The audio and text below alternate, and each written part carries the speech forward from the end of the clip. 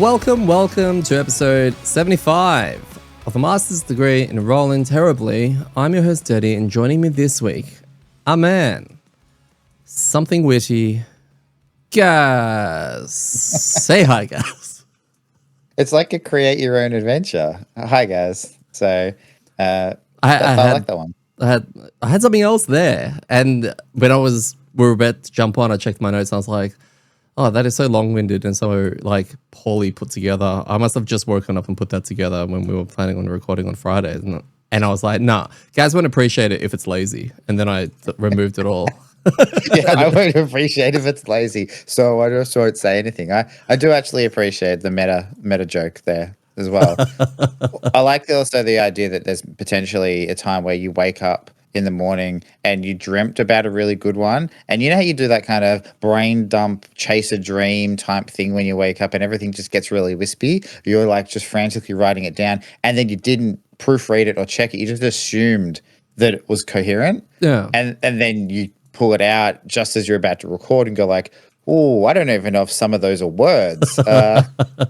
Seinfeld had a whole episode on that where I think it was Jerry thought of when he was sleeping, he woke up, he started laughing, he woke up in his sleep and he was laughing. He was like, oh my God, that's amazing. Like a joke for his show. And then he wrote something down and the whole episode is him like, I can't read this. And everyone he shows it to, they say something completely different, but it's not even like similar. They're just completely different sentences from like a really long sentence to just 2 words. And it's just dumb. I don't remember that one. I'll never going to do a rewatch of Seinfeld, but yeah. Seinfeld used to be my go to sleep show. It was a good, because it was nine seasons. So yeah, you never run out. That's a lot of sleeping. It's a lot of sleeping. On today's episode, we're going to be covering the amDirt podcast and the future of the amDirt podcast. I know I've said we're going to interview ourselves from the future, like Bill and Ted. That would be cool if we could. If Daddy and Gaz from the future could get in contact with us via whatever the social media platform is in the future that can convert to us now. We'll do the time travel trick, all right? If either me or you invent time travel, come back to now. Nah, we didn't invent time travel, sorry. Hypothetical. If I was there in front of you and Daddy from the future, who looked like me as much as he could, was there as well, and we were both like, no, shoot him, would you know who to shoot? What's like Spider-Man meme? Yeah, kind of. Are you confident in that you could pick out which is me now? Not without any clue. Well, we'd probably visually, and then maybe if we talked. Okay, sure. Like the older one would not be you, right? like that's yes and Genius. No. I don't know what you look like in the future. Like you could have a mohawk again. I just want you to make the right choice. That's all. So I guess we'll have to. Well, you won't know, right? I guess you'll know if I make the right choice, but you won't know if I make the wrong choice. So, it's too much. So yes, it'll be about the future. I know that I say this a fair bit sometimes, but my brain keeps updating the future. The future. So, keep catching up to the future, and it becomes the past, and now it's just confusing. It's just so confusing. Don't mess with time travel. No. We're going to be covering scenario 121, Black Memories, which is something that I was excited to try, just based on people saying, hey, it appears in lists of, memorable and favorite ones. We're going to cover a little bit of trial talk as we keep plowing through them. And we're going to have a segment at the end, the ultimate Gloom, Frost, Jaws, Scales, Butthaven World Championships. You had me until you said Butthaven. Well, I was trying to include all the Haven series games, Buttons and Bugs. So it's Bughaven. It's a thing. I had a choice between 2 words. I know I picked. Yeah, that's true. That's fair. You picked correctly. That's right. So, puzzle book is complete. Done. Which is very cool. I know you actually helped a lot towards the end, which is no. I mean a lot. I think a lot is like the dude that pointed out where the eggs are in the fridge when the person was making the cake. Like that's more than I did. But you owned the fridge, so I was taking photos of the book and posting it in the chat. Yeah. So between the 3 of us, we got it done equally. Yeah, I love that. Equally, yeah.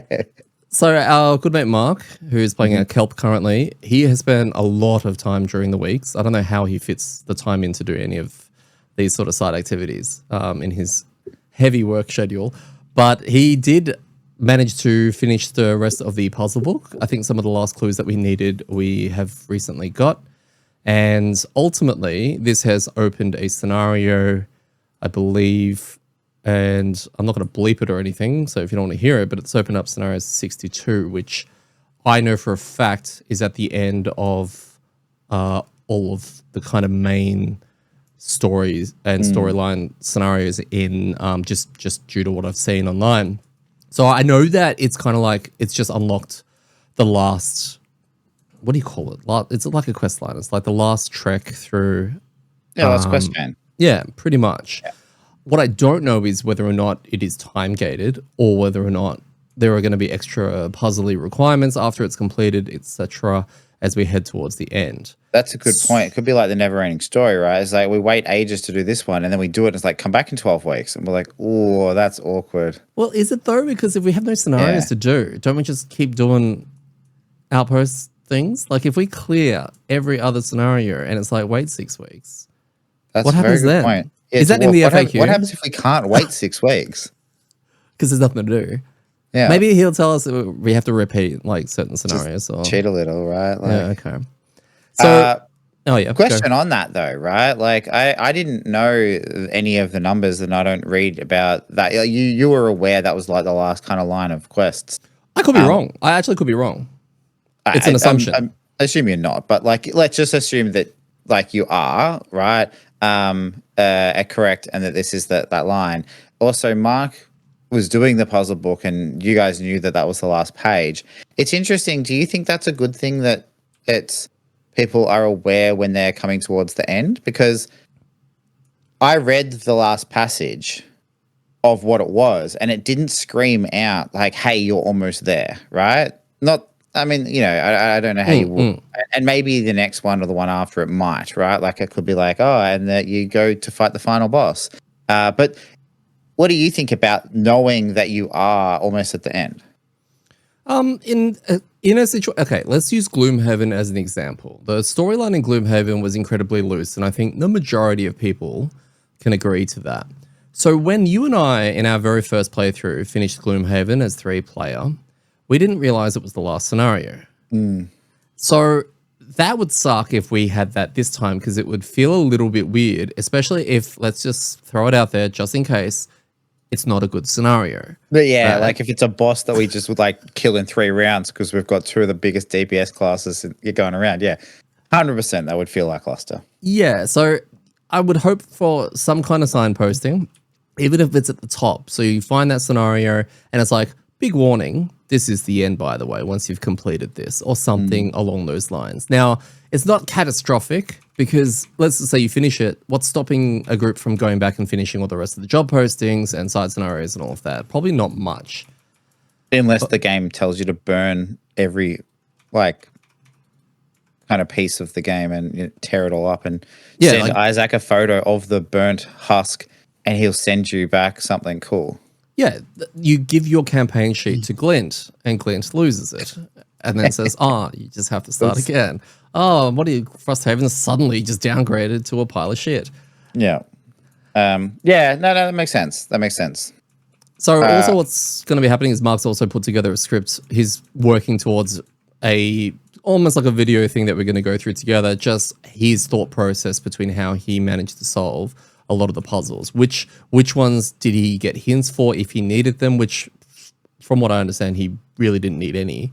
He just spent a lot of time and he really enjoys puzzles, which I think we're lucky as a group to have that, because I know a lot of people, they loathe the puzzle book and there's no one in their group that loves it. So therefore it just becomes this giant headache of a thing that unfortunately, whether or not they like it, they kind of have to at least progress it.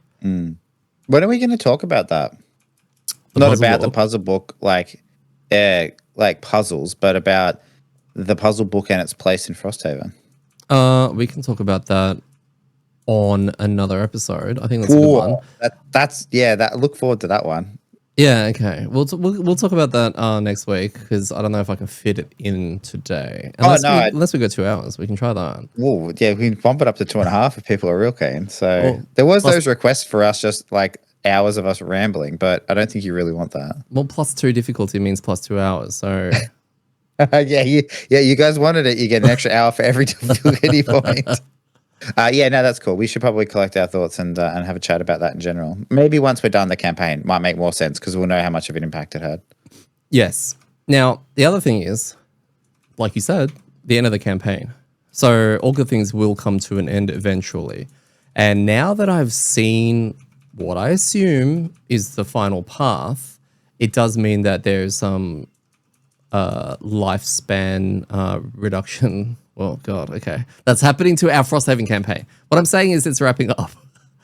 And we need to start thinking about the future and what we're going to be doing there. Now, the most straightforward thing would be to play Gloomhaven 2.0.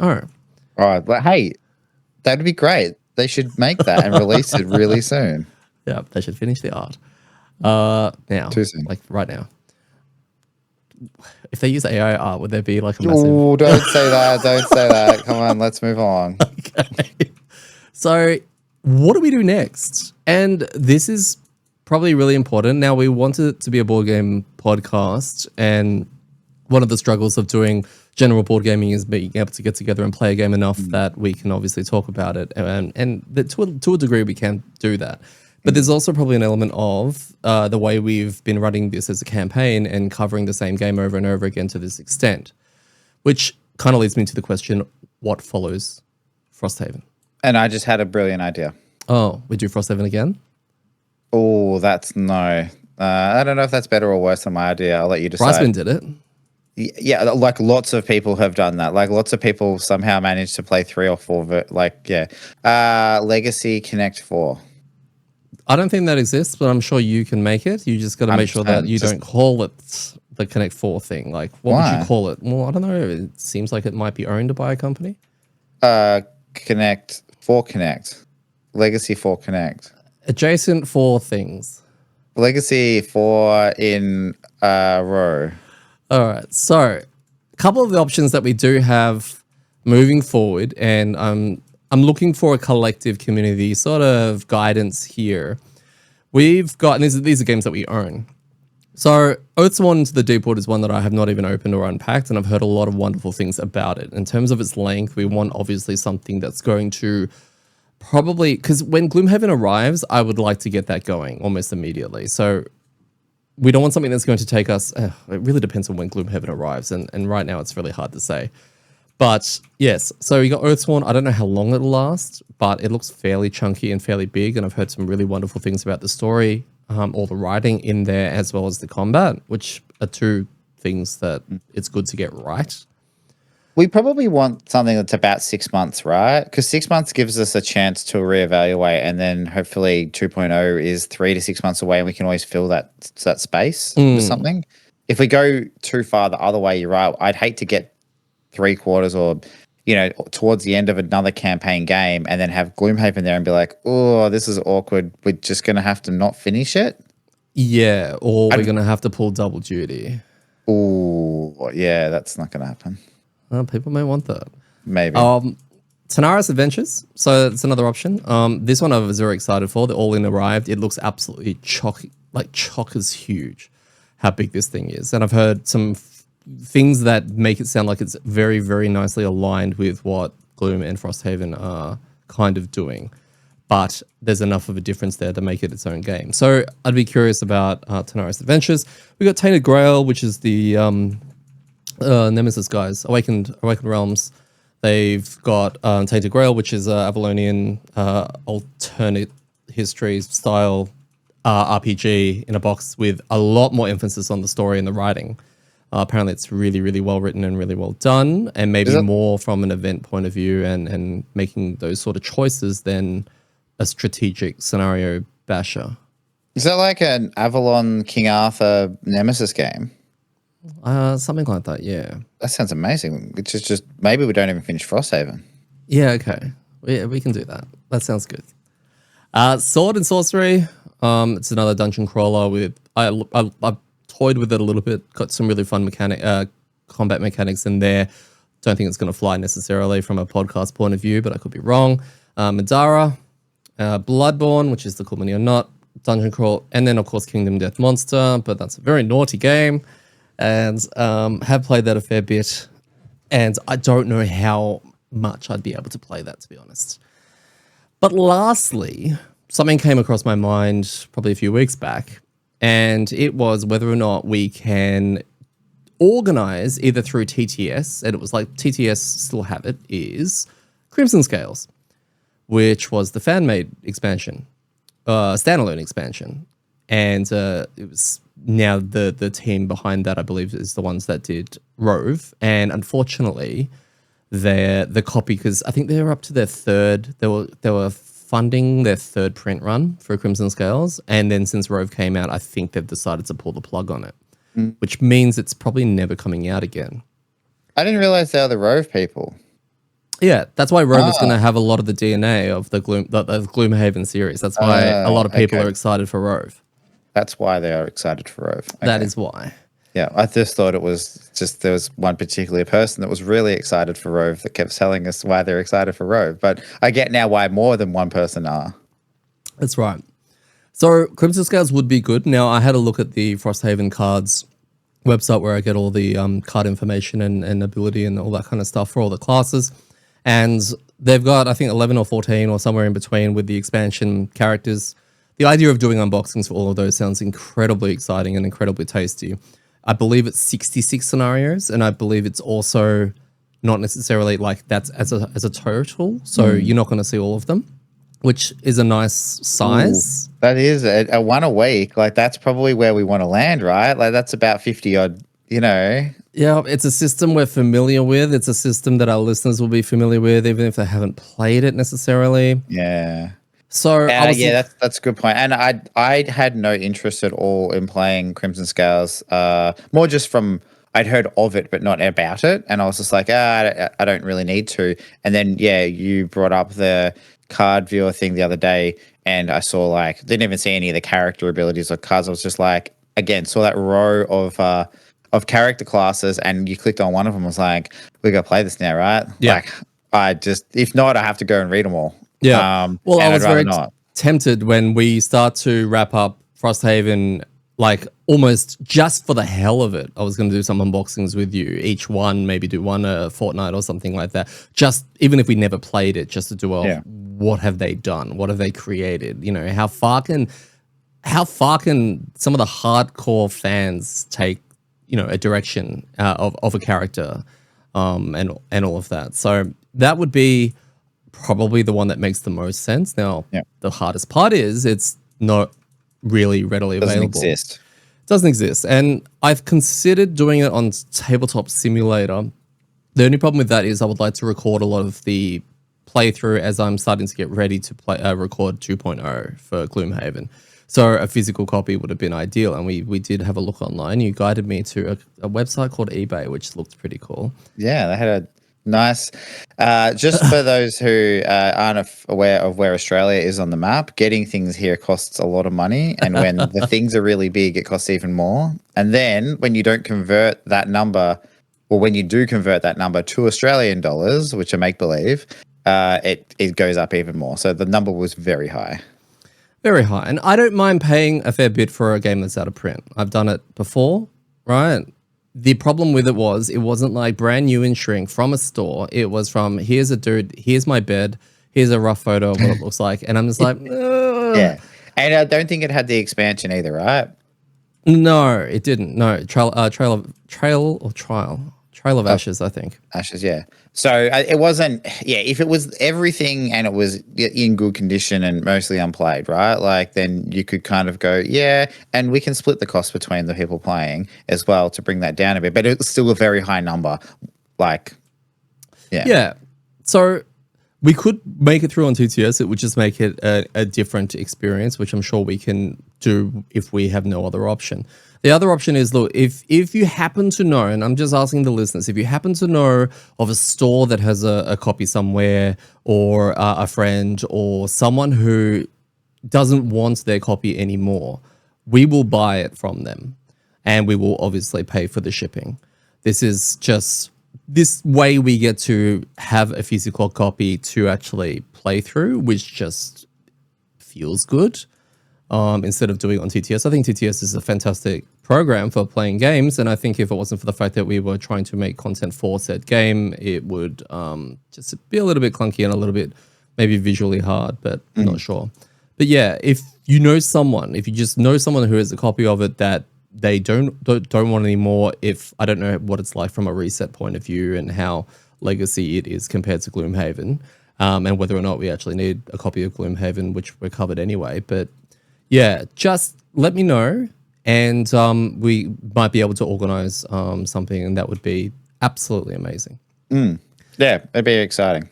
Or if you have any other ideas for games, let us know. That's the other thing I was going to say. If people are like they want Crimson Scales, but I'd love to see you guys play, something like Oathsworn or something like that, then absolutely we can start looking into that. Because at the end of the day, it's our show and something that we love putting together, but it's also everyone else's show as well. So, the other question this raises is how are we going to finish off our campaign? So we have a bunch of, we've got the one that we've just unlocked, and we've got a bunch of job postings. Now, do we play through every available scenario? No. Probably not. But at the same time, do we rush the end? No. Right. So what I want is just, and we will 100% listen. I want people to let us know if there are must-do scenarios from available job postings and random side ones and things like that are your favorite. They're ones you want to hear us play and talk about. Let us know pretty much that list, and we may have to organize a poll or something. But hey, you can just DM, or you can write it in our Discord, or you can email me or whatever, and I'll immediately put that scenario onto the yes, we'll play this one list. Even if it's horrendous from a this will be hilarious point of view, go for it. What we don't necessarily want is to play the real meh shit, boring ones. Yeah. And don't spoil why, just a number. Like if there's a number you want us to play, just send Daddy or me the number in some way, get it across to us so that we know that we can put that on the list of things we have to play. Okay? So yeah. And that way, we can sort of curate a remaining list as we start to wrap up. Sounds really sad, but as we start to wrap up the campaign. Yeah, I wouldn't even I couldn't envision this moment of like when we first started of us almost being finished. It felt like it could go forever. 100%. I just thought we'd be doing this for the rest of our lives. Like, so full of hair. If you could just pump those games out a little bit faster, we could.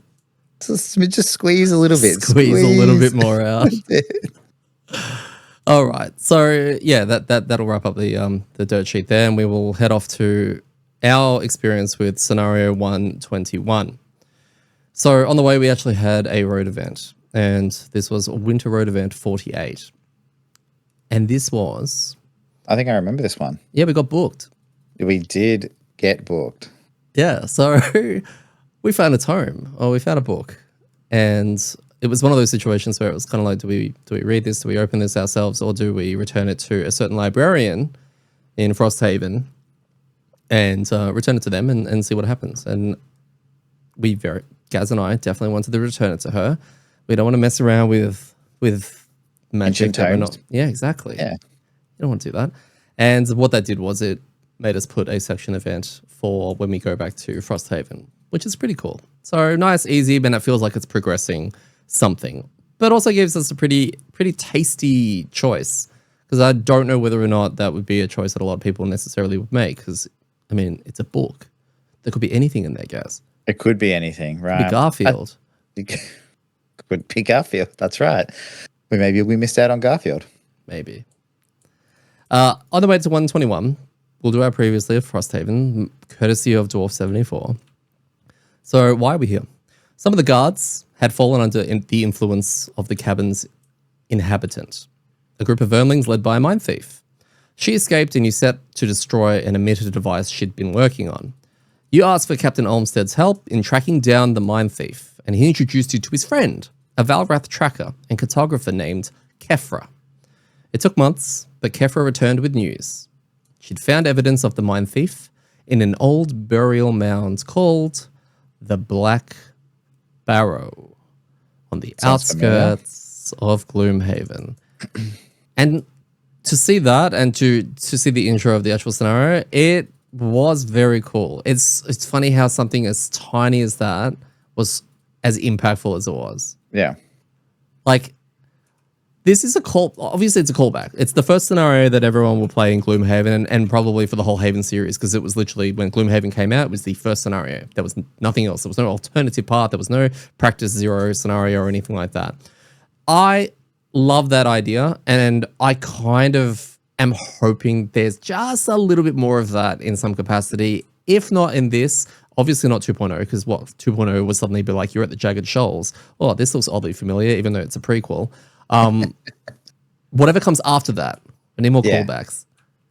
Yeah, I thought the same thing. I think that's what we talked about, that anybody who is playing Gloomhaven, well, technically not correct, but anyone who started a Gloomhaven campaign has to, because you could come in halfway through, right? Like, that's the nature of the game. But it's going to be one that most people have done. So it's kind of really cool that it's recognizable, rather than it being like a side scenario or an abstract, like kind of like weird one that there's a chance people wouldn't know or wouldn't remember, you know, without being very across the Gloomhaven lore. Yeah, I think that it's also one that a lot of people will have never experienced Gloomhaven and Frosthaven and all of that because of this scenario. It's in scenario 1 in Gloomhaven. Once people have wiped that many times on it, just going, what the hell is going on? Why is this so hard? Yeah. Well, when I played through and the digital campaign I ran, like, this was the scenario 1 was in Gloomhaven was the one that we would use to test a new character. So anytime we retired a character and created a new one, we always did a run on the first scenario to just pick cards and then see how it played. So, like, I have done the first scenario like so many times. It's not funny. So yeah, it was kind of really cool. Yeah, I have not. So it's basically the same. Yeah, okay. So scenario 121, Black Memories. This is designed by Richard Ham. Do you know who Richard Ham is? The inventor of the ham sandwich? He is. Well done. Yeah, the ham sandwich is only like 20 years old, by the way. So no, Richard Ham is a content creator who's been around for an incredibly long time. And I used to watch his videos a long time ago to learn how a certain game played and felt. And his name's Rado, right? His channel is called Rado Runs Through. And what I love about Rado is that, unlike like back then we had Dice Tower and we had Tabletop with Will Wheaton and all of that, he would hold a handy cam or his phone or whatever and be like looking down at the board and his card choices and pointing, and it would make people like a little bit ill because of all the movement. Motion sickness. And he would play a 2-player game to show you how it works, and he would always have his wife. But the wife wasn't there, so he'd refer to Jen, and it was always a bit of a joke. Does Jen exist or does she not exist kind of thing? And he would play against her just to show a round or two of the game. What I loved about his videos was definitely not the way he shot them. But what I loved about them was the way that he organically would talk about his decision making and say, oh, I could do this or I could do this. And he would stall a bit, and it was almost like he was like thinking. It wasn't like professionally edited. It was just really rough, but it gave the exact feel of what the game and what to expect. And I use that sometimes not so much how to play, but how does it work? Just give me show me what a round looks like. And I found that really, really useful. So yeah, Rado's channel has been huge. He's obviously worked a lot on his presentation, and I haven't watched actually a lot of his stuff lately. But if he kept that style, it still works because it's uniquely his. And you'll either follow and watch a lot of his content or not. So no, it's really exciting to see someone that I'm familiar with from many, many years ago design one of the scenarios. Yeah, and cool. It will definitely decide how much I respect him, depending on how good the scenario is. So, scenario Golgaz. Unknown at this time. Love Unknown. Yeah, yeah. What's really hard about Unknown at this time is that we wanted to play on +2. Yeah, it's like, yeah. I mean, like, I guess we played. I think we went with the idea that we played +2 and it was an escape, and that's probably the hardest type of like scenario objective, I guess, other than maybe an escort quest. But Yeah, but the problem with the unknown at this time is whether or not we take our sweet time killing everything, only for it to turn into an escape one, and then we get booked. Scenario effect, there is none. Monster combinations, we have, well, it says polar bears, steel automatons, vermling priests, and vermling scouts. First room setup. So the very first tile from the black barrow, but no bandits. We have 3 vermling scouts and we have 2 priests, which block a very familiar door. Special rules, there's none at the moment, which we like. What are your thoughts on the lack of special rules for this scenario? Sounded like real easy, right? Like no special rules, no like objectives, nothing. Let's just go. Let's just like play some cards and kill some vermlings. That's right. Pets. We brought 2 brand new pets. We brought our brand new drakes. We have Dang on the spitting drake, which allows, when popped, all range attacks add poison. And Caliga the rending drake, all melee attacks add wounds. Now, I thought of something really cool. When you have a certain group of pets, you should be able to combine them. So combined, they morph into Dracozoid. And if you burn both of them at the same time, along with the original effects, all attacks will have stun or something like that. Or all attacks instantly kill their targets, whether it's a monster or an ally. Yeah, that sounds good. Yeah, this doesn't sound broken at all. I just feel like there's like missed opportunity here to do some pretty balanced things. I mean, I know they weren't Pokemon, and we've called them Pokemon, but you should be able to evolve them. Should be able to evolve. You should be able to evolve them. It's just like, should they allowed to be like the monsters? Should they be allowed to face evolved monsters as well? Yeah, well, if, maybe. I guess that's leveled up ones. I don't know. That sounds, yeah, I mean, sure. But that sounds way more complicated. I just mean like upgrading them. There should be like, if like you stats. Have a certain item, then you can upgrade them and then they get better. Yeah, like rare candy. Exactly like a rare candy or Thunderstone, right? Yes. Our party is made up of Daddy on the level 8 Astral, Gaz on the, I pull a number out of my ass every week for you because I actually don't know. And now I try to log in here instead of walking all the way out to the computer out there. And I have to guess. So I'm going to say 6. God, I'm good. Mark on the level 8 Kelp and Phil on the level 4 or 5 Blink Blade. Yeah, there's a question mark there as well. I think, I don't know if he's 5 yet. Is he? I think he's still 4. Yeah, okay. He might be 5 now. Okay. Any changes to your deck at all that you can think of? One card, anything that you had to wanted to try? Yeah, I think I changed things out and I put more DPS cards in there for some reason. I can't remember why, but I think maybe because Phil keeps going on about how he does not high enough level to have the really good cards, to have all the gear, to be like super ultra mega blink blade. So I was like, fine, I'll bring DPS cards instead of doing kind of weird supporty things. I'll do more DPS. So yeah, okay. I brought a couple of cards that I hadn't brought before, or maybe I had and hadn't really used, but yeah, with the intention of doing that more. Yeah, okay. I brought my new sword, which Gaz is actually named Sophia. So we have Cassandra, my level 1 sword, or X sword. It's my X. And we have Sophia, my shiny new blade. And this is a sword that burns, like when I play it. And it still benefits from all the extra buffs that I had, all the passive ones. But also, whenever I play an infusion card, it gets the infusion effect instead of me, which is pretty cool. So we're going in with 2 swords today in a scenario where I don't know what we are doing. Section link, when the door is open, we read a thing, and we are still playing on +2. So, that +2 also, because of our levels, it was automatically putting it at 4, which meant that we were playing at 6, all the monsters. Right? So we're playing at scenario level 6, which gets a bit spicy with traps and hazards and all that kind of stuff, and just general punching us in the face. Yeah, it also gets very spicy with Vermling Shamans that have how many shield? 5? I will cover that in 1 second. Okay. No, let's cover it now. Monster Spotlight. We got the Vermlings. So Gloomhaven introduced us to the Vermlings. This is really weird, right? They introduced us to the Vermlings with the Vermling Scout and the Vermling Shaman, right? Jaws of the Lion had Vermling Scouts and Vermling Raiders. And then in Frosthaven we have Scouts and Priests, which are as identical to Shamans. Somewhere along the line they just changed their name. Yeah, which I thought was a bit interesting because I was like, are these both in the original? And then I was like, oh no, they've got Shamans. Wait, why are Shamans different to, okay, well, it wasn't. So Vermling Scouts.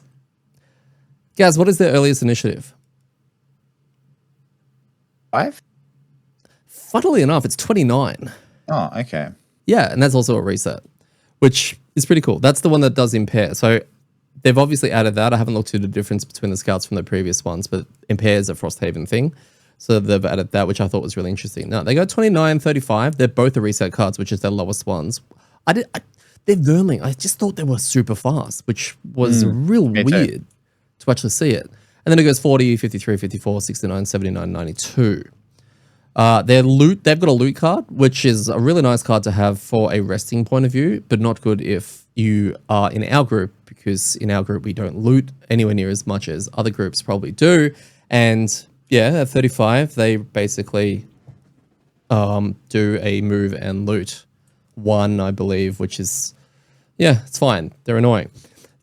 The rest of their cards, they're super basic. So Vermling Scouts are way more basic than I realized. Like, they feel more basic than Bandits. And I probably haven't looked at the Bandits to make that comparison, but holy crap, I swear they're probably the most basic mob in the game. Just from looking into it further. Yeah. They've just got lots of moving attacks, right? Like, and then a bit of poison thrown in there. It's a swarm thing. I think it's like a Zerg thing. Just because of there's heaps of them there, yeah, they've got some things with poison. They've got the impair. Like, you let them get out of control. And if you remember 120, the scenario we did before this, I don't even think that one had a spawn. I don't think it was spawning them. It was just... No, that was just one chunk of them, yeah. Disgusting. But they're unbelievably meh, right? Just on in a one-on-one, like, which is good for the game. It's good to have a meh kind of something you can mow down. But I think that what makes them scary is their friend. And this is where we will have a little chat about the Vermling Priest. When I brought this up and I copied their stat card over from the viewer, right, thing, it says that their shield for normal at level 6 is 3 and 4 at elite. The elites should have 4, guys. 4 shields. So I went to Gloomhaven Secretariat on my computer while I was here writing and doing all of these, getting all this info. 4 shield, guys. I then got up and went to my play area and dug out the stat card that we never use. 4 gas. Then I went back to Xhaven. 5 gas. And then I used Xhaven on my computer just to see if it was something wrong with that one. 5 gas. So unless this has been updated and we haven't actually downloaded the latest update, which we have been because Mark's been playing around with that whole DPS mod that we were adding, they should have had 4 shield. Ooh, and we played on 5. Okay. Okay, cool. Well, and that was hard. Like, it was very difficult to get through 5 shields. Like, yeah.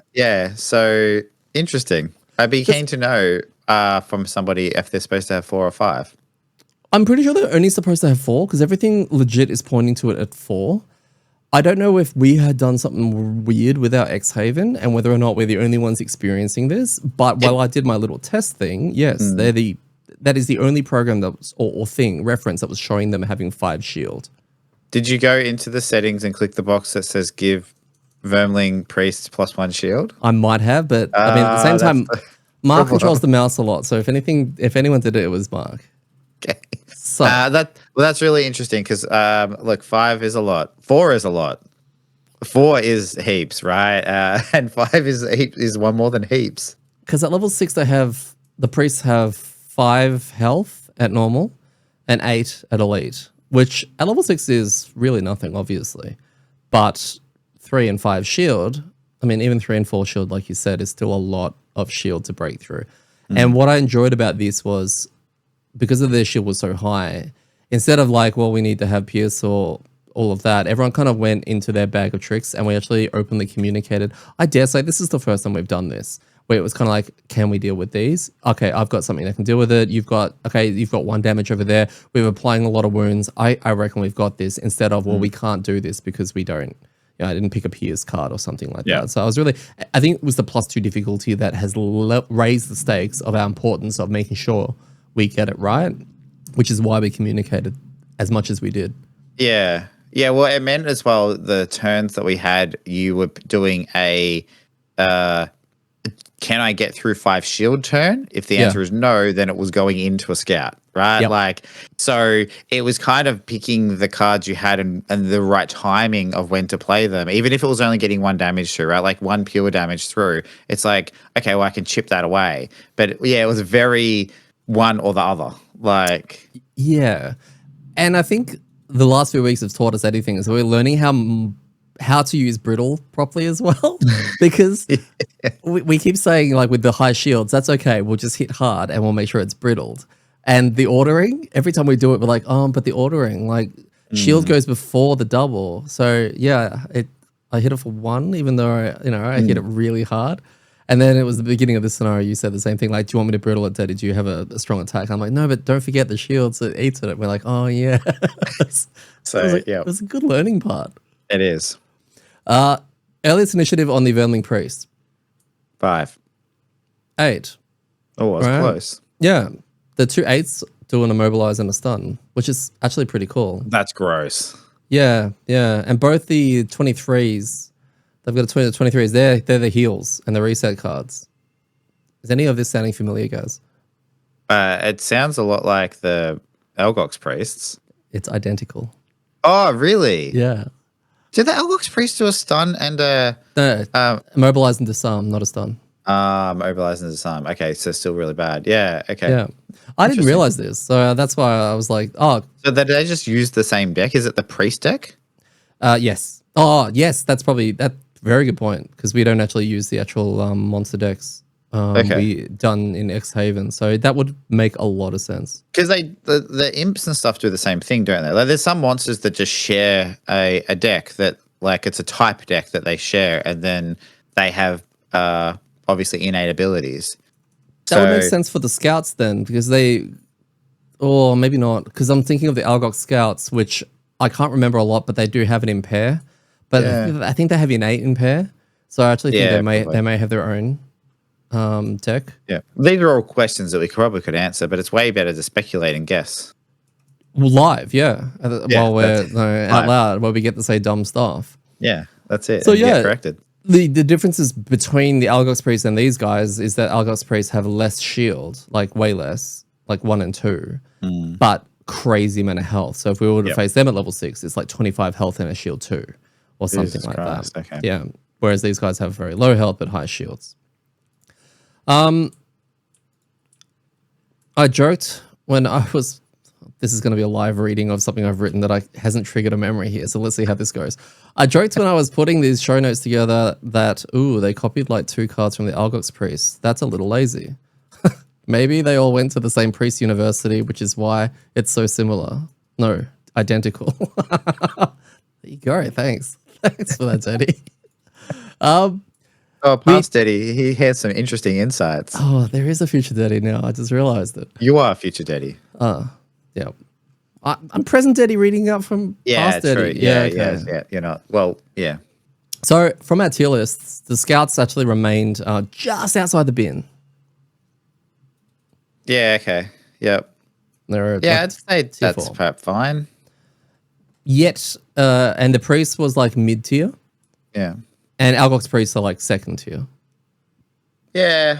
For comparison. Yeah, maybe. I mean, it could just be a frequency thing, right? Like if we had encountered... Well, this is the second time, right? Vermling priests as often or in the places of the Algox priests, maybe we rate them higher. But I also think it's party composition because I reckon there's been points, and we've talked about this with shields and living spirits and stuff like that. There's been points with our team makeup where we haven't really cared about that.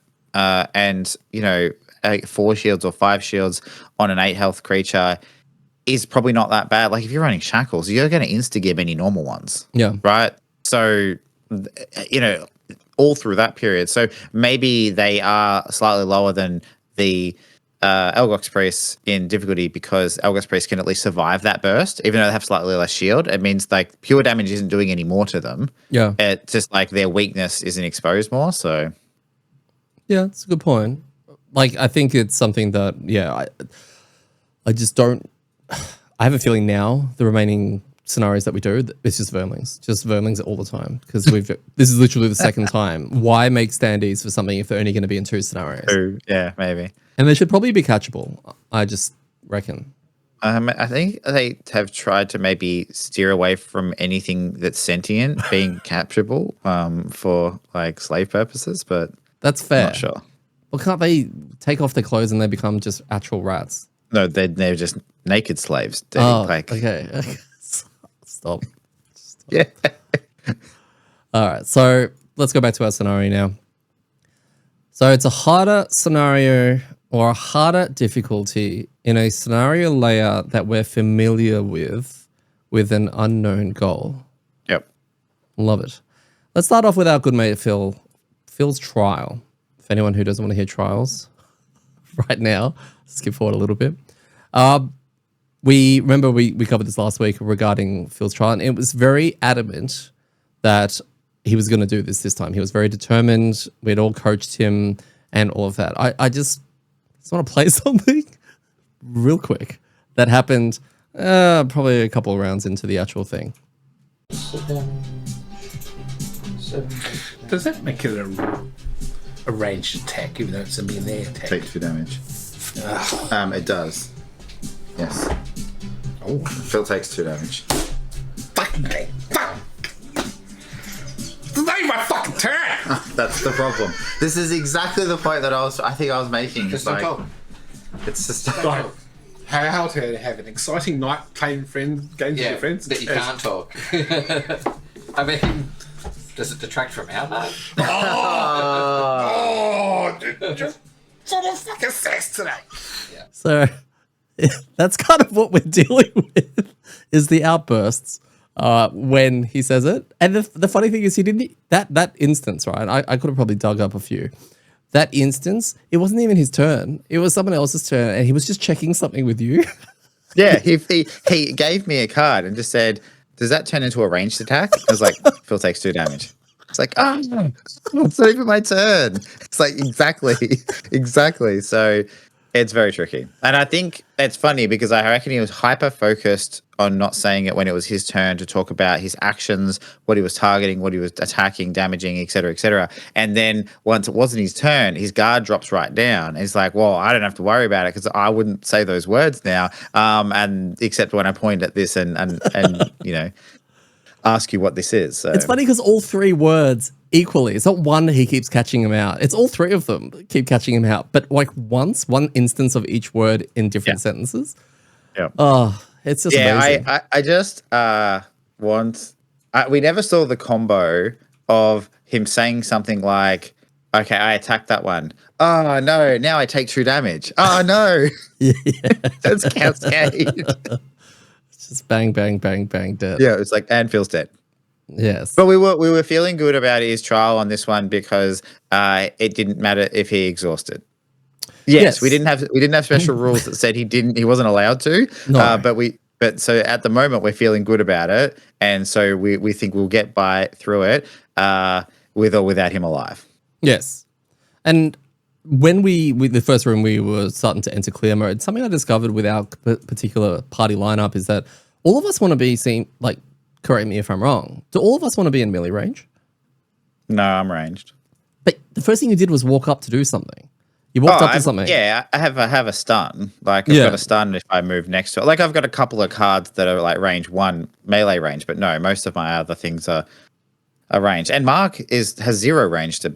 Oh yeah, so yeah, you're saying 4 melee. Yeah. So yeah, I have a couple, but not heaps. Yeah, okay. It just seems like we've got a very chockers.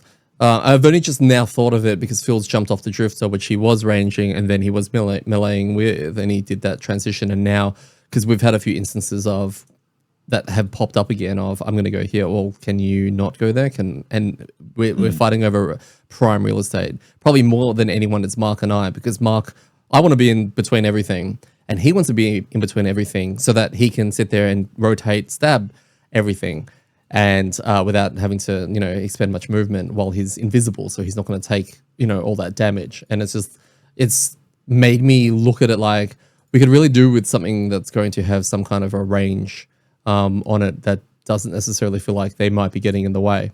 Like I think all of us rotate that feeling potentially.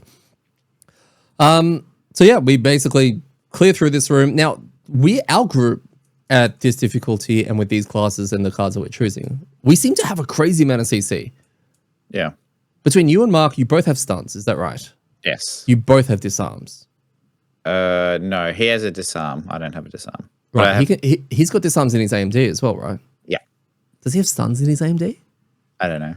Yeah, Probably. okay. It's his character's OP. Why not? Yeah. And then I've obviously got my disarm.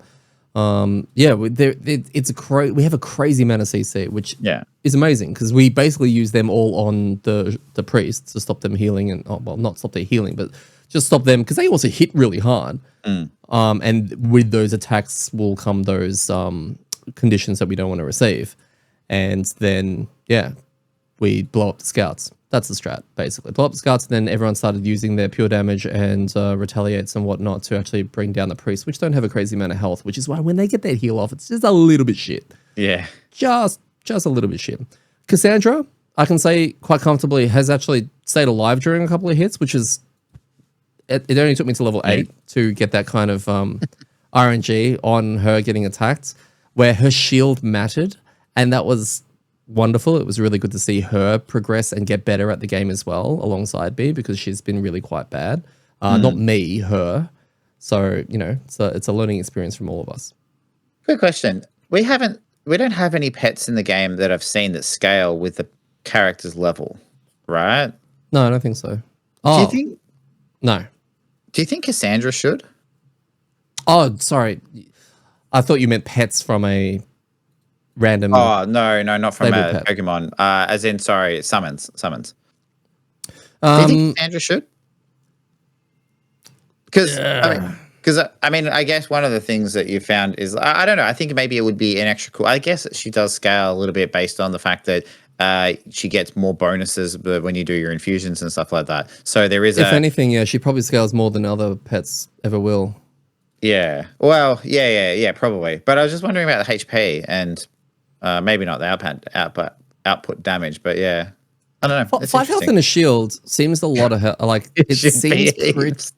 Should be a fair bit. She should be able to survive most, unless it's like an ice speaker or something like that who's cleaving her up, or a rending drake. She should be able to survive. It's just with my prism, I had pets that had 3 health and they survived a lot longer than Cassandra does. Yeah. Okay.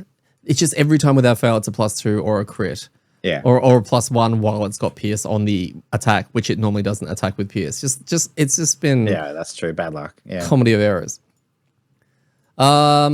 So dealing with shields, we're very proud with the boys. Another trial talk section. Let's do a little bit of a trial talk. This is more about you. Oh, sorry. This is about Mark. Because it was in this room where you kind of took all your tokens off and you started doing kelp shenanigan stuff on your shards, where you blew up a mob who was relatively low on health. Yep. And Mark removed it from Xhaven, as we do when things die, and you then said, wait, how much health did it have? Yep. Which Mark deduced why you're questioning this had something to do with your battle goal. And he then asked you, is your battle goal the one where you have to do more damage than it has health by a number? I think it's 4 or something like that.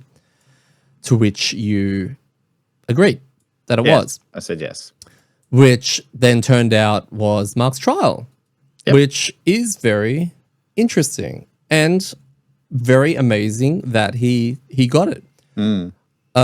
It's called Trial of Inquisition. During any scenario, publicly guess another character's battle goal, the name or effect, prior to its reveal. You may not guess more than once per character per scenario. You have passed this trial when you correctly guess a battle goal. I think this is probably one of the hardest ones in the game.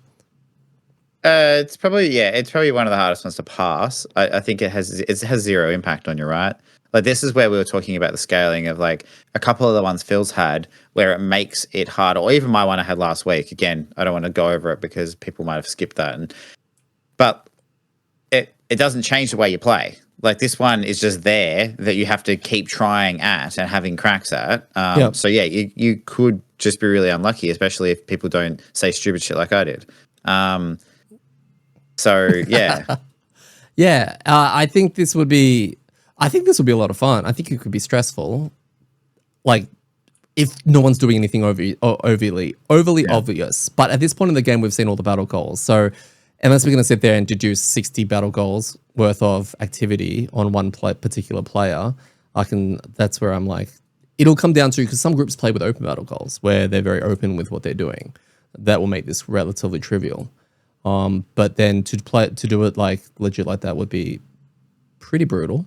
Yeah, it's tricky because there's been so many, and we've talked about this, I think, like ages ago, early in the campaign, of the innuendo things that different groups do, and I think one of them we've kind of taken is sometimes for personal reasons, right? Yep. Like, you know, can I kill that? It's like, oh, okay, for personal reasons, and it's like I mean, by the letter of the law, where it says you're not allowed to discuss battle goals, that is against the kind of rules, right? Because you are communicating in some kind of weird fashion.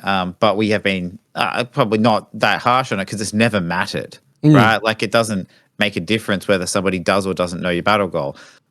So I guess like something like this popping in is really cool. But if your group's already in the habit of not being ultra conservative or secretive with their battle goals, then this one's probably going to get done a bit quicker. Yeah. Yeah. So, well, I like what it says on the card publicly, though. Like, I love that they added that in, and I hope that was an errata, like from when they had the trial, and people were like, "Oh, I guess your battle goal," and they're like, "No, you didn't." He's like, "Yeah, in here. I knew it all along." Right? and they're like, "Oh shit, no, we're gonna put publicly on there, otherwise people are just cheating their way through this." Just cheat a little. Just cheat a little. No, I actually think that out of all the ones that I have seen so far, this may be one of my favorites. So yeah, we open the door, we go straight through. Let's see if it's the same corridor, because it could be a completely different. Oh no, it's the same one, because remember, we don't actually see the whole map layout when we are setting it up. It is hidden in an app, so it was cool to see the same layout. And look, oh, there's the traps. There's the traps in front of the door. They've obviously been upset that someone has removed those in the past, and they've reset them up because what's behind this door is very important. We have 3 priests in the back. We have 3 scouts at the front, whom very quickly block up the corridor entrance. I think, special rules. There were special rules in this room. All the scouts start now, these new ones anyway, they will use the stat card of polar bears, of course. So that means the scouts have 23 health if they're normal and 36 if they're elite. Now, there wasn't any elite ones in here, but it's a bit of a gotcha. Bit of a gotcha right there. And that's where obviously the polar bear kind of caught us off guard with this setup of you'll expect to see some here. Well, I suppose they're not wrong. Yeah, well, I think this was cool because it kind of was flavored in with all the mind thief stuff, like because that's supposed to be the baddie that's doing all these things, and I thought that was a really cool way of going like. Because you're 100% correct. I think from a monster perspective, scouts are kind of a bit meh. And they're only really dangerous if there's lots of them and they're kind of, you can't focus them or it takes you enough time to get through them. So why not make them polar bears? And they're way less squishy. But also with that, if it's a stat card, it also comes with an immunity to stun and immobilize. And the elites will become immune to disarm as well. So it's another little thing in there because I'm almost certain that caught you out at one time. It did, I think, a couple of times. Well, you just mentioned before from our party how much like CC we have, and that is stun, immobilize, and disarms. And they were like, turns out we thought of that in here. So make everything a polar bear, and immediately makes it harder. They also have innate wound, which polar bears do. So look, the DPS had fun in this particular scenario because it was literally like the scouts. They don't do a crazy amount of damage. They're just, actually they have polar bear stat cards. I'm not too sure what happened. I just noticed everything died. It was a blink and Well, I think Mark, Help. this was Mark's first unleash. He didn't use his pots. No, he didn't pot for this, did he? No, he didn't pot for this, but he still went in there and did a lot of damage. Yeah. Yes. So Because I mean, this is it. No shields, no retaliate, right? No. Like this is like the kelp and the Bleak Blade's Wet Dream, right? Like big things with heaps of HP that they can just like lay into. 100%. And it was. They absolutely laid into it, and then it came down to dealing with the priest again. Now, I think Phil discovered he had a push card, which is really cool. So we threw a priest into the trap, which is lovely. And Gaz also got to use a really cool card. I think his new card where he gets to remove a trap. Oh, that one? Awesome. No. That's like a level 1 card. Oh, is it? Yeah. Oh, yeah, you yeah. finally No, got to use the trap. my really cool card. You've glossed over some really important information here. Oh, yeah. What did you do? Earlier when you said I killed the thing and did a lot of damage, that's with one of my new cards. So I've got a new card, it's level 6. The one I that think misses it is. all the time. It has. I didn't realize it because it doesn't say it on the card, but it actually has a 66% chance to miss when you use it. So I didn't factor that in. I didn't know.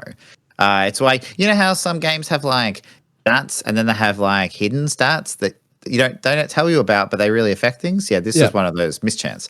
So it basically, you attack something and then you do damage to 2 things within range 2 of that, -2. So it just does like a little bit less damage. So you want to try to hit the main target for as much as you can. In the first, and that was how I split out some pure damage onto the priests, because I was hitting a Vermling Scout.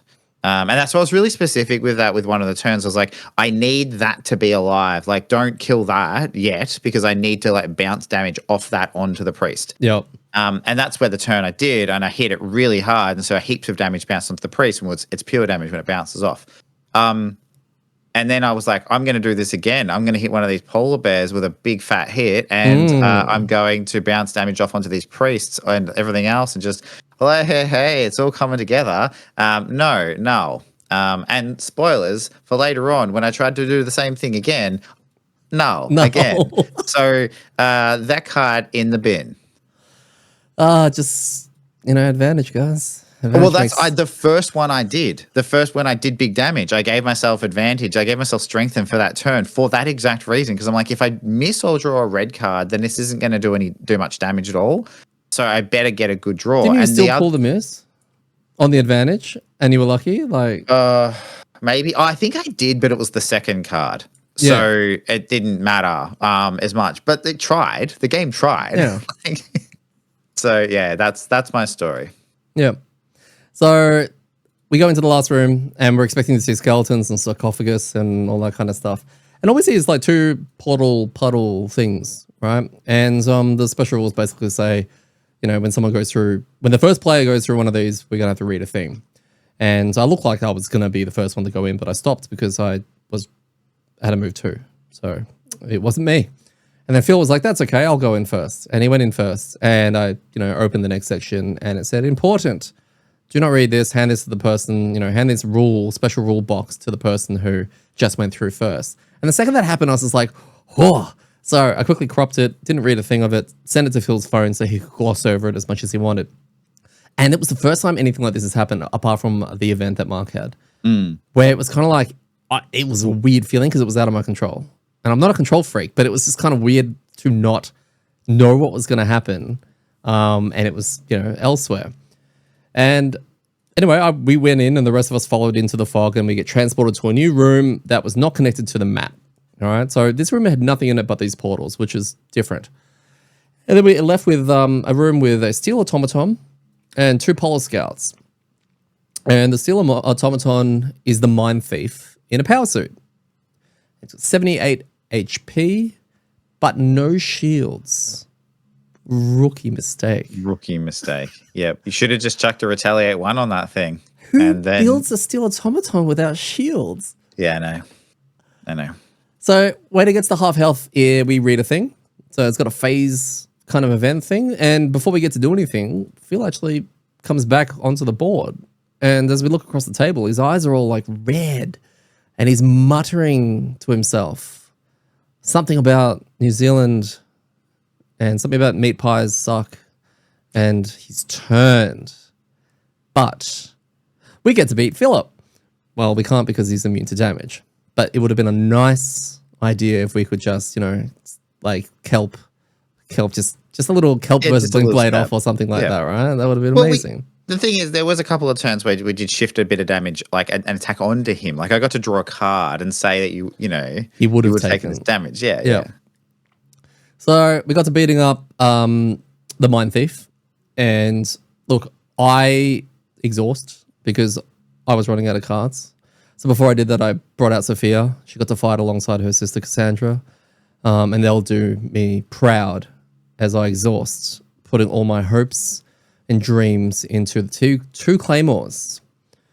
Sophia just got booked by the scouts.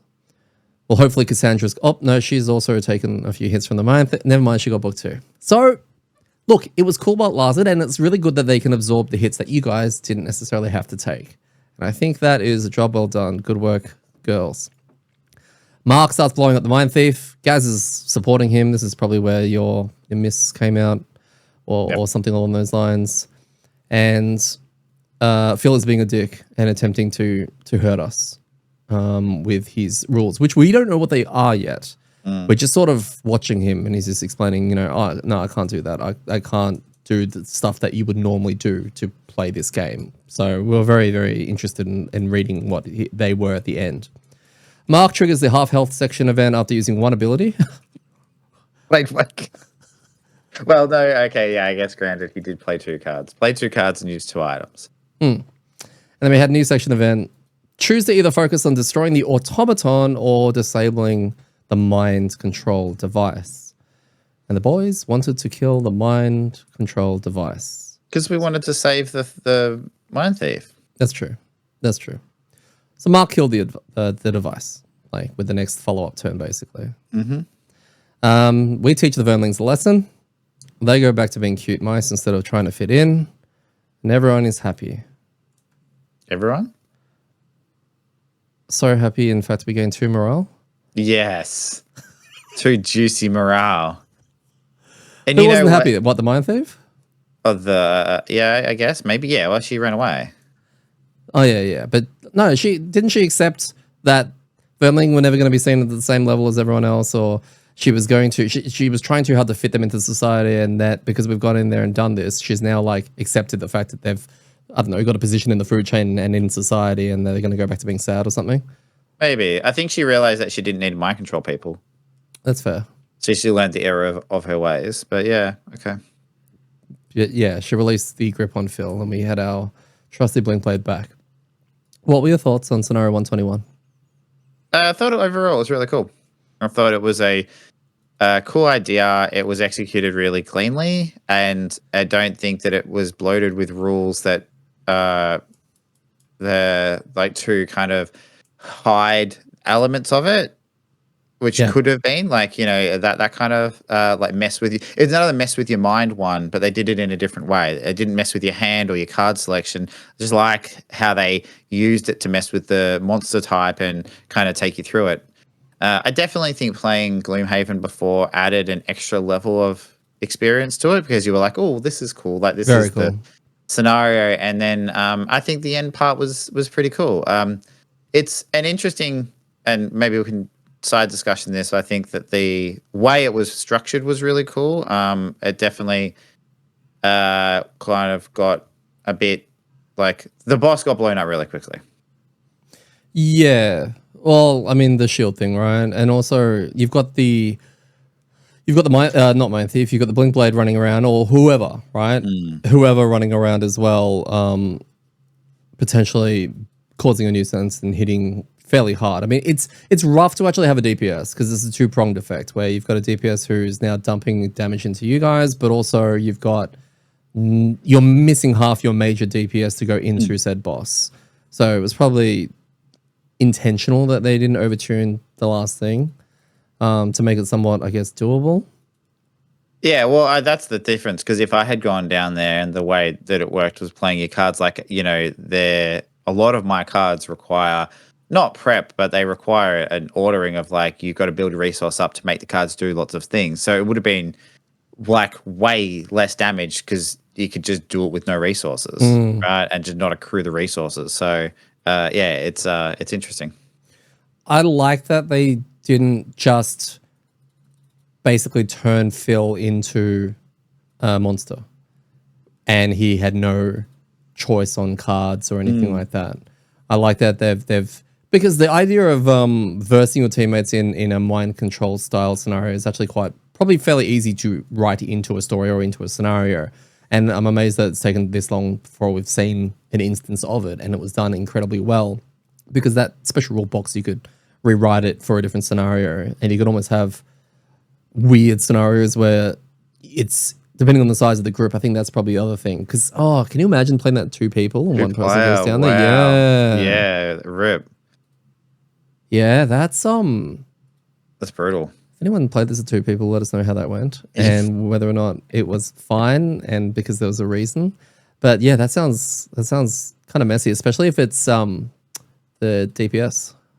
Yeah, that's it. Imagine going in there with a support and DPS. Imagine going in with like a banner spear and something else, and then something else gets taken, and you're like, oh, I now have no allies on the map, right? Like I've got to do this all myself. So yeah, it's a really good point actually, and I didn't think about that. Like I saw it, but I didn't break that down until you mentioned it. But it's a really clever way of changing the goals of one of the players, right? They still had agency, like so much agency, because they could still pick cards.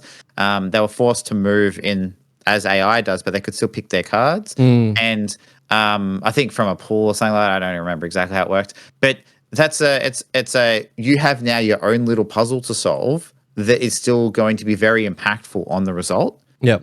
Right. And it's not a like you've got your own puzzle to solve, but you've got to solve it somewhere else. Right. Like you could do this in a way where he gets teleported to a different room, and then there's a bunch of monsters. He has to fight them solo to break out of being mind controlled or something like that. But that's just you play the game, but somewhere else. Yeah. This was a really cool way of going like, hey, keep doing things, but you need to do them differently. Yeah. Right. You almost have to play ineffectively or inefficiently, which is an interesting flip of how it works. So yeah. It does sound like this has the opportunity to develop to create a lot of fun stories, because if you were to take 10 different groups through this scenario, it'd be very fascinating to see all the different ones, like which character out of the group, if it messed up any synergies, whether, that would be 10 people that didn't know this was going to happen. So, that choice of who goes in is not something that people are going to think about, other than when you open the door and you want to be the first one in, that kind of surprise, right?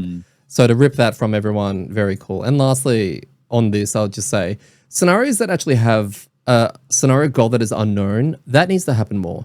And I know that this is going to upset a lot of people that prefer to understand the whole layout of it, but that makes it feel more like a dungeon crawl, because you literally have no idea what the goal is. So you're exploring the dungeon and piecing together what the goal is as you go, which I think just shone through this one. Could have easily said when the Mind Thief dies, right? Well, yeah, this is it. I feel like we've had this conversation like very early on in the podcast, where I might have said to you, is that like something like scenario 2 was like destroy the ice wall. Yeah. Right. And I maybe I brought this up. I'm like, should they be telling us this stuff? Right. Because I don't know if there's a reason to have to. I don't know. I'd have to know more about it. But if you did keep that stuff secret until you opened the door to the thing that you needed to destroy, I mean, does that mean like people maybe don't take cards, or they don't go about things a certain way? Yeah. I don't know, maybe over the length of the scenarios, if it's often, people might find that they aren't able to optimize, which then feels bad, because you're like, oh, I didn't really have to kill something at the end, so I didn't take X cards. I don't know. Yeah. It's an interesting point though. And I think you're 100% right. It made a massive difference to the scenario, and it's such a small, minor thing. Yeah. I think would be in the minority though. I think not so much from everyone needs to know absolutely everything, but for that card choice, there's nothing it's like when people weren't prepared to save the priest in scenario 2, or the priestess, and she runs out and gets balked, keeping her alive. And when people weren't set up, people don't like gotchas. They like to know what to prepare for. Whereas I really like gotchas. So that's what I mean by I think that it'd be a minority thing. There is in the next Haven, like not 2.0, but like if they make another game of this size that's a different place, if there's a way of being more generic with the type of goal. So you might have something in there to be like, oh, it's a destroy objective scenario, or it's an escape scenario, or it's a escort, something like that, where you have categories of, so that it's generally known, but it can be hidden. I don't know if there's even any point doing that, if that's even worth that, because like people like us can just mostly ignore it. But yeah, it's an interesting idea. Yeah. So Phil completed his trial. He must have taken maybe 8 damage over the whole thing, or maybe 10, or I don't know. At one stage, he was very low on life, and then he potted, and then was very low on life again. And we worked out that he'd only been attacked twice. So most of the damage he took in that scenario was from himself, and not just from his trial. There were a couple of times where he's played cards. He's got cards that damage him, right? Yeah, which then triggers extra damage because he's like, "Oh, I need to take 2 damage." Oh no, but it's so he did most of the damage to himself. Yeah, and the trial was 80% of that. So, well, what are your thoughts on that trial as a whole? Look, I think it's really cool, and it's a really good idea. But I think it's exactly the same thing we spoke about it last week in regards to. I think we did. It goes away from the other trials, which are secretive. And while this one's a secret, this one's really hard to police by yourself. Yeah, and that kind of thing. So I like it, but I don't know. Maybe it just needs a tweak so that it becomes more a group one, like you say what it is at the start, but there's some other stipulations around that. It's one of the few trials that could probably safely go public because there's no real point in keeping it a secret. That particular one, right? Yeah, because you would encourage, if you keep it to yourself, you could just cheese it by no one will know unless you're literally recording it and you're going to go back and listen to the whole thing. That's the problem. I think it's out of most of the ones we've seen, it's one of the hardest ones to police without other people being there. Because like, the ones that I've done, which are like, around it's monster targeting and other things that interact and happen, you could miss a trigger or you could make a mistake, but that's you. Like, there's really specific times when the thing applies. As we kind of learned with this from last week and this week, his was just all the time. Like it was and most of the times when it was triggering was not when it has his turn. It was just like in conversation about the game. So that's where it becomes tricky. Yeah. Mark's thoughts on scenario 121. He said it was a nice throwback, a nice little trip down an altered memory lane, a polar twist, and a massive surprise at the end. Could be super swingy, but was good fun. I have stopped asking for Phil. For Phil's, because I keep forgetting. Mark sends his when he gets home. Phil, I have to chase. So I think, and I'm wondering if he's annoyed by when I have to ask him. So we'll just assume that he had a great time because he was mind controlled and it was fun. Yep. But the trial was crap. Is this normie scenario? Yeah, I think so. The first room's a little rough. It's fine until the last room. Well, I don't even know if they did say there was monster that was focusing through that way. Yeah, maybe it's probably not big enough to burn through and leave him behind. So it could be rough when it gets to the end, but it's not the best. It's not the worst. Can you imagine a world where Phil kills Ormy? Ooh, that would be yeah. That's just the nail in the coffin, isn't it? That's like Ormy's end comes at another player. That would be terrible. Finally, on this scenario, what were your thoughts around saving the guards from scenario 120? And are you glad we took the plunge and rescued all of them?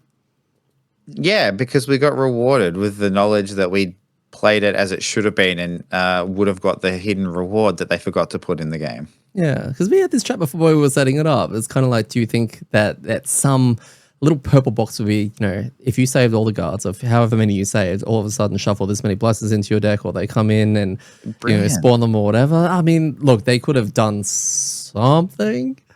And if they had done that, kudos to the entire community for shutting up and not like talking about it when we were like ragging on it real bad, right? Like, but I mean that didn't happen, so you don't count. But They 100% chance. So 100% should have had something else there.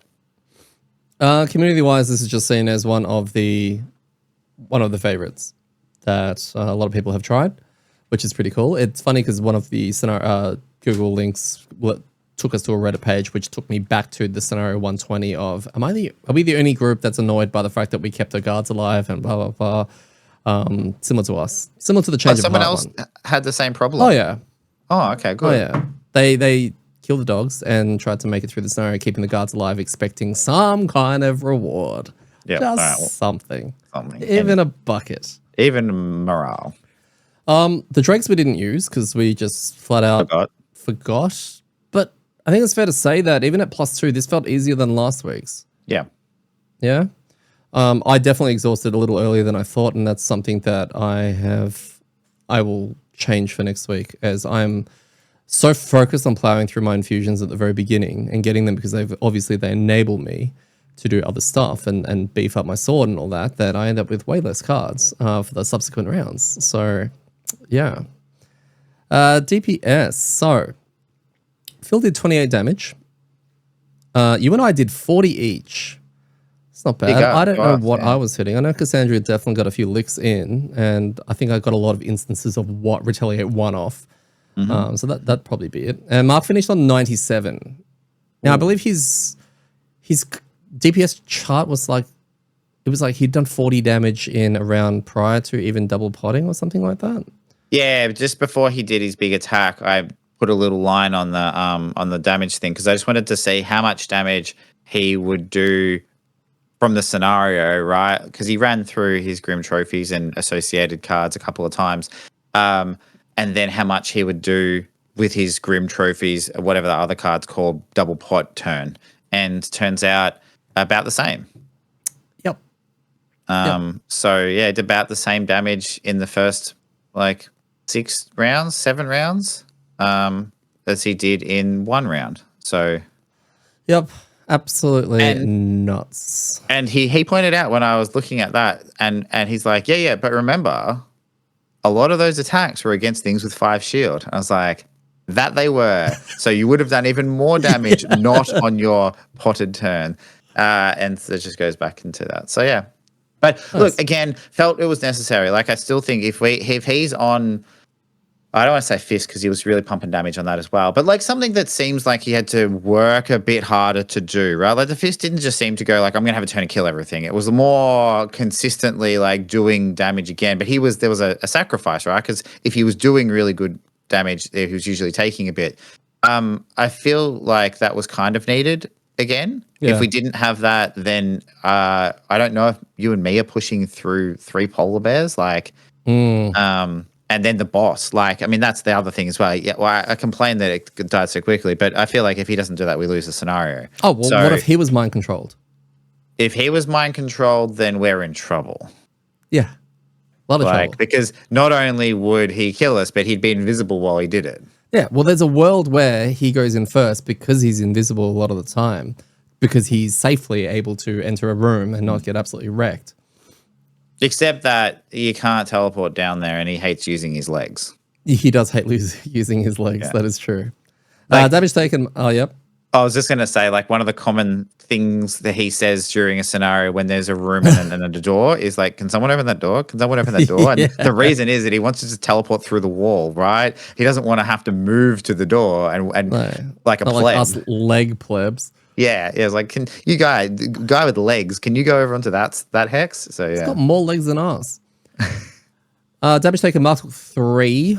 Phil took 27. You took 28. I took 49. And then healing, Mark healed for 2. Healed for 6. Gaz healed for 7. Phil healed for 7. Outpost phase. The vermlings await our return. Do they? Did that happen again? I can't remember now. I'm so lost. No, we solved that last time. Right, we did solve that last time. I don't know anymore. I know that we had to go back for the section event that we literally just had the tome to hand back to our librarian. So obviously I've left that note in there from last week. I'm certain we went back. We've solved the vermling problem. Yeah, I think so too. We just lost all of our food or something. Yeah. Yeah. I can't remember what our outpost event was then. we didn't have one because we did a section event. We had to return the book to the librarian, Yeah, who that's has right. given us a tome of elements, which is very cool. But we do not resolve an outpost event this week. This is the last segment I'm covering. Is there anything else you wanted to cover that we've done? No. Okay. There was a thread on Reddit recently about competitive Gloomhaven running 2 groups side by side, completing the same scenario kind of deal, right? And it made me think about, I think a long time ago, maybe on the board game subreddit, there were people, I think there was a pandemic tournament, and it's like just tables and tables and tables of groups playing pandemic. But I think the deck was fixed, as in the deck of starting cards for the countries, right? For the locations. That was fixed, at least just at the very beginning. And then by someone not playing the game? yeah, like every table was set up to be exactly the same. Yeah, okay. Yep. And then that's how you play it competitively. So they will kind of like solve the game and puzzle. Whoever can do it earlier, whoever can do it, in the shortest amount of time, with shortest amount of turns or something like that. And I was like, that's very, very cool. I like the idea that they've taken a cooperative game and given it a bit of a competitive spin, right? And this thread was talking about, this group is so large, running side by side, but making maybe some friendly competition between the two. And it got me thinking about, could that be done in the world of the Haven series, where you have the World Championship Gloomhaven, run scenario 14, you can choose whichever classes you want. There's going to be probably a meta around which is the most effective group, but then occasionally we get some group that's discovered some other BS thing that they can do. You have a nice blanket rule over everyone's level 5, has access to this range of items. And then, of course, you would take the attack deck for the monsters and make that exactly the same for everyone. After it resets or the crit finally comes out, it will then remain random for between all the different groups, and same thing for the abilities. But just seeing how groups can handle almost the puzzle aspect of it against other groups and who can work well, which groups can work well together. What are your thoughts on something like that? Would that be something you'd be interested in watching? It's almost like, do you remember World of Warcraft? They used to have mythic dungeon things where it's the same dungeon for everyone who ran it, but you're timed as to how effectively you can clear it. And it obviously got a lot of viewers and a lot of people that were interested in it. Could Gloomhaven or even Frosthaven take a competitive side? And how would you make it even? Or how would you make it interesting? I think it would work fine. I don't know if I'd watch it, but that's probably more just due to the length of the scenarios. But it would be an interesting thing. I'd be interested in the results and or how it went, right? Like, I'm not against it.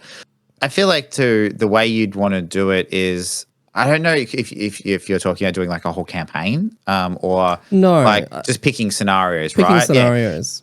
I think that would be cool. Like, you're picking a scenario and going like, okay, this is your scenario. You've got to do it. This is the tools you're given.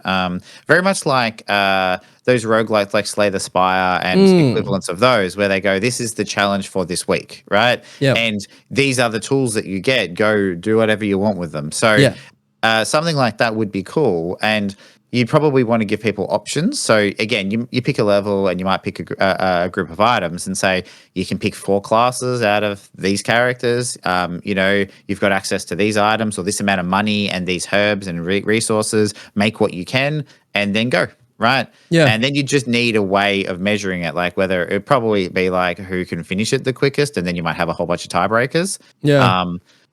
But yeah, I think that would be cool from a community perspective, and you might even be able to create new ones that are more focused towards that idea rather than the way the scenarios are currently, which are not necessarily designed all as puzzles to solve with specific pieces. Because this is the thing, like once we've talked about this with balance, right? Like Frosthaven, Gloomhaven are so hard for the devs to balance because you can go into any scenario, with any combination, and they can't be sure what you've got. Whereas at this, you would be able to 100% know exactly what people are going to have, right? So, yeah, if you're making people level 3, you know that here are all the up to level 3 cards that we're picking to put the classes in. They can't have anything that's not here. It's it's interesting, like if you were to have a media because let's throw another curveball in there. When you've got a scenario, let's say you're doing a scenario 55, change of heart, right? A terrible one, but people may want to spectate it from a playing point of view as opposed to a can they clear it point of view.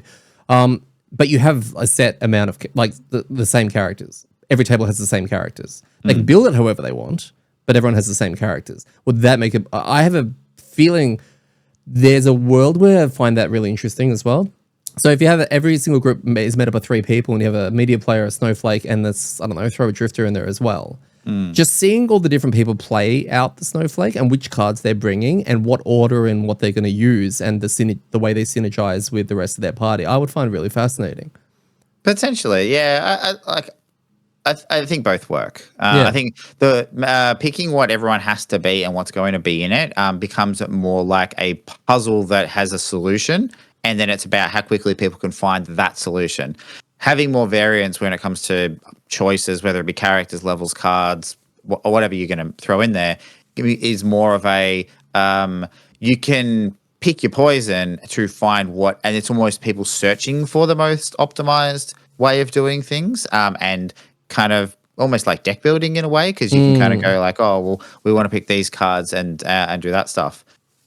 The only problem I could see with it is that it's be super ripe for quarterbacking, right? There is absolutely no reason why there needs to be 3 or 4 people doing this, because it's going to be one person saying, I need you guys all to be playing these cards because this is what we need to do now. Yeah, but you would know that going into it because you'd be practicing for, if it was on a competitive level, let's say the prize pool was $1 million. And Cephalofair was like, yeah, sure, we'll throw $1 million in there as a prize pool. All of a sudden, it's like the greatest of a board game tournament ever, and all of a sudden, everyone at home is like thrown their Go set out and is just like hardcore playing Gloomhaven and Frosthaven.